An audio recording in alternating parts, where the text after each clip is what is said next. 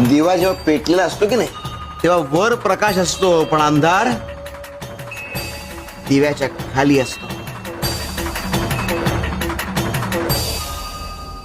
पण अनेकांचं त्याकडे लक्षच जात नाही. स्वतःला स्वयंप्रकाशित समजण्याच्या नादात त्याकडे दुर्लक्ष केलं जातं. बाळा, जर आयुष्यात मोठं व्हायचं असेल तर आधी स्वतःमधले दुर्गुण ओळखता आले पाहिजे, ते सुधारता आले पाहिजे.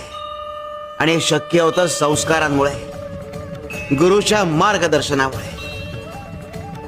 आता प्रत्येक वेळी गुरु तुमच्या सोबत असेलच असं नाही.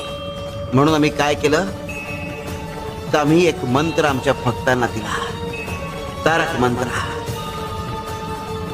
जेव्हा कधी भक्तांच्या मनात भीती असेल तेव्हा जर त्यांनी हा मंत्र वाचला तर त्यांच्या मनातली भीती नाहीशी होईल.